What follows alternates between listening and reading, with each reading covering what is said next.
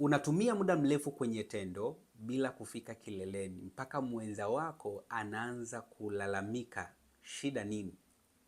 Hii ni kitaalam inaitwa delayed ejaculation.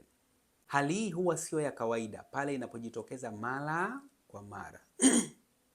Na mara nyingi hili ni tatizo ambalo linasababishwa na vitu vingi. Visababishi vikuu ambavyo huwa unapelekea changamoto kutokea ni msongo wa mawazo, okay? Lakini pia inaweza kusababishwa na matatizo ya hormones na mishipa ya fahamu. Vile vile inaweza kusababishwa na ile hali ya kuwa na tabia kufanya masturbation mara kwa mara au kwa muda mrefu. Lakini pia inaweza kusababishwa na na matumizi ya madawa na kunywa pombe kupita kiasi.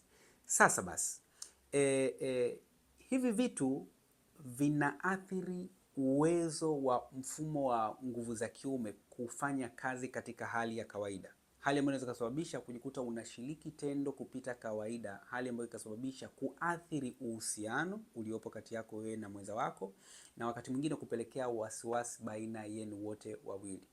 Unakuta mmoja anahisi huenda unatumia mikongo au dawa fulani zinazokuboost so ili umkomoe, kitu ambacho kinapelekea migogoro kwenye mahusiano.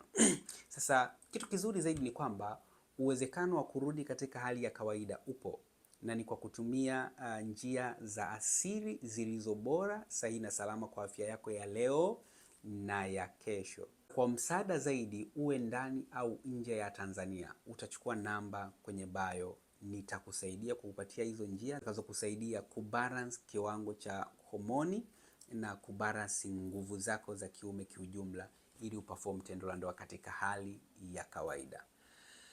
Karibu, nikutakie wakati mwema.